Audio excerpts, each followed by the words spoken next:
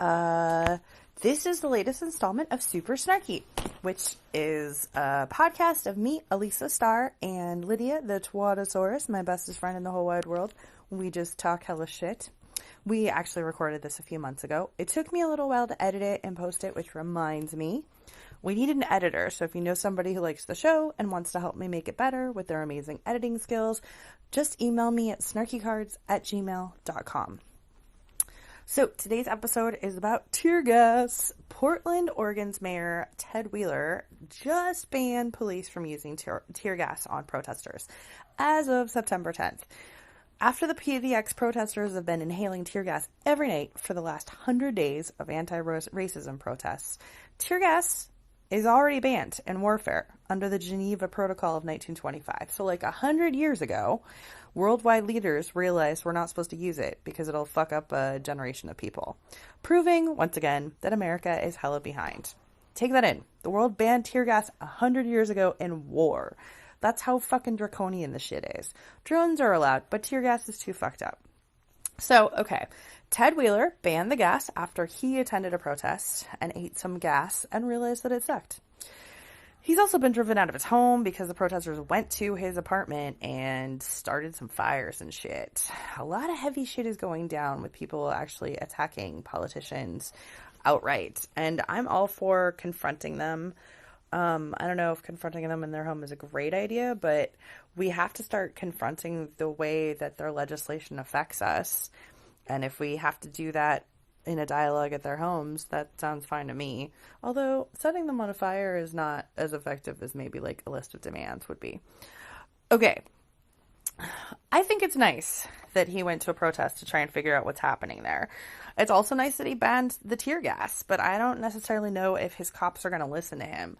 I mean, I was gassed in my house 2 days after our mayor in Seattle banned tear gas, so I don't know how meaningful his ban is. I've been watching mayors around the country, and they say one thing about, like, what they want from their cops, and that they're going to limit violence, and the next day, whatever they were trying to limit, the cops are in full force doing. It just seems like whatever they say, whatever they try to rein in, the cops just flagrantly ignore them.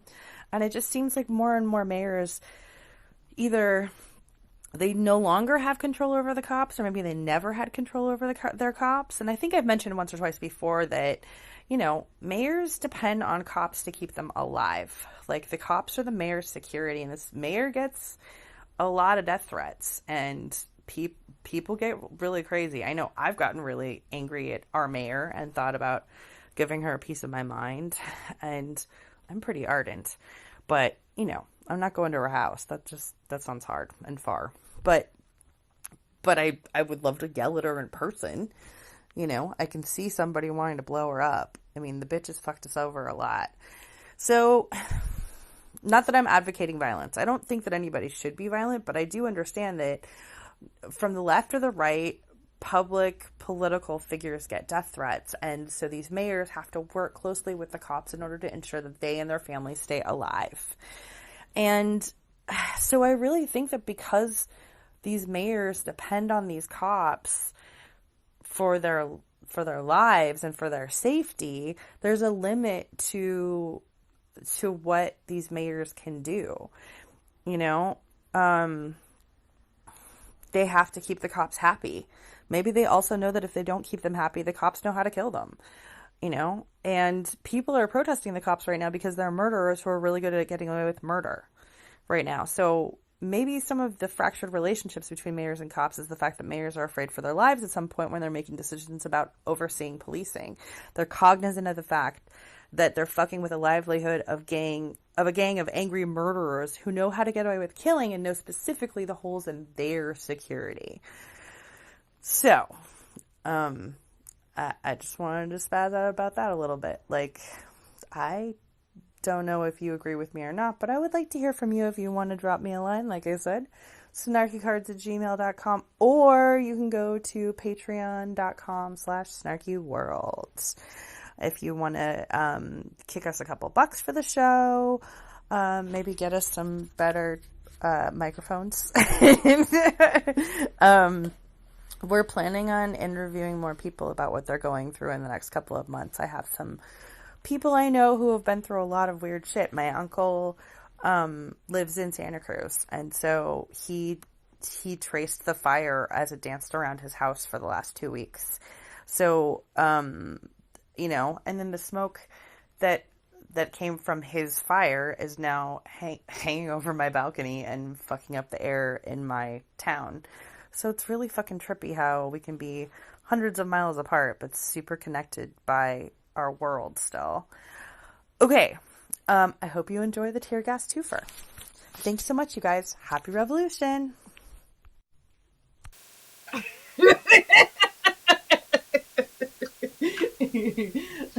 Are you ready? Are you ready? I mean, I don't know that I'm ever ready. Okay. So, guess what, Lydia? Guess what? What? It turns out that tear gas causes early periods, which we know is code for abortions. Oh. Well, that solves some problems then, doesn't it? Yeah. I mean, kind of like a twofer. To shake off all that free love. Yeah. Has the revolution got you hot and bothered with the wrong man, ladies? We have a solution to that. Tear gas it up, man. Go out there and wait until the cops are tired of doing their jobs and ready to just hose down anybody in their way between them and dinner. That tear gas, it may sting your face, but it'll also cleanse your uterus.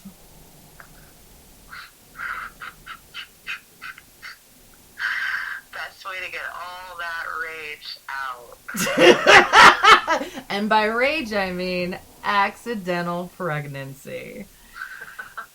And you know what? Usually, the cops have an option to arrest you when you have a miscarriage.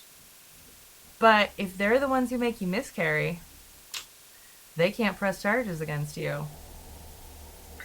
Well, and also the beautiful thing about that is that it's a no murder type of situation. Like, you get to be part of the revolution, you get to get tear gassed, and then you get to have that abortion without anybody taking any moral or legal responsibility because cops are immune to murder charges, don't you know? Yep. So as long as you stay alive through the protest, hang on to those eyes, friends. Cops are aiming for them. But, you know, the tear gas... Breathe real deep. Yeah. So that you don't have to invest in Lamaze breathing later. Because let me tell you, America has a shitty track record of keeping women alive while they're giving birth. And gas masks don't look good on anyone. No, it's not a sexy look. I'm telling you. Just a good old-fashioned bandana will do the trick, my friends.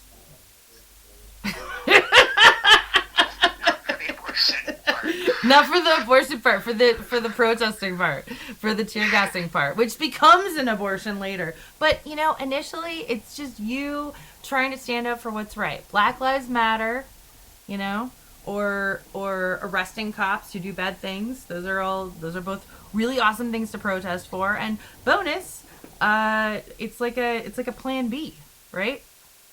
The tear gas is like a plan B delivery system. Well, and I mean, they had to give us something. They started making emergency birth control so difficult to access these days. Yeah, and tear gas is like way easier to get in your face than any kind of plan B right now, actually. For sure these. And way less expensive. Yeah, they will tear gas you for free. I know the neighborhood. Ironically, it's also the same neighborhood I used to go for abortions. Abortions in the air, my friends. Oh God, who does that song? Love is in the air. Tear gas in the air. Ovaries don't despair. We're gonna fuck you up before you become a person. Capsaicin, not cesarean. Capsaicin, not cesarean. Inhale the tear gas. Exhale child support you will never receive.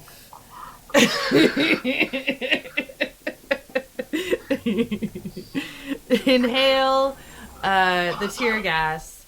Exhale having to deal with that stupid idiot that you fucked for the next 30 years of your life. Oh my god, I'll tell you how happy I was when I got my period earlier this week. Yeah. Periods make you happy. So there is like a good, and I mean, tear gas is going to kill us. Tear gas is going to give us cancer or whatever, but it just seems like you can't really escape it right now anyway. Well, so are most of the strains of HPV men have, so. Oh, so dicks were killing us anyway. Not just by cancer standards. Yeah. I mean, Given our generation. It's in talcum powder. Like we're just fucked. Yeah. So the cancer's coming no matter what. This abortion though, this is important. Breathe in the tear gas. Breathe out. Losing control of your uterus for the rest of your life. Am I nailing it? I've never had a kid. Do you want to try one of these? No. They keep talking to me. It's very confusing. Okay. All right. Well, we can be done. This was a good bit. All right. Thank you, Lydia the TwataSaurus. You're welcome.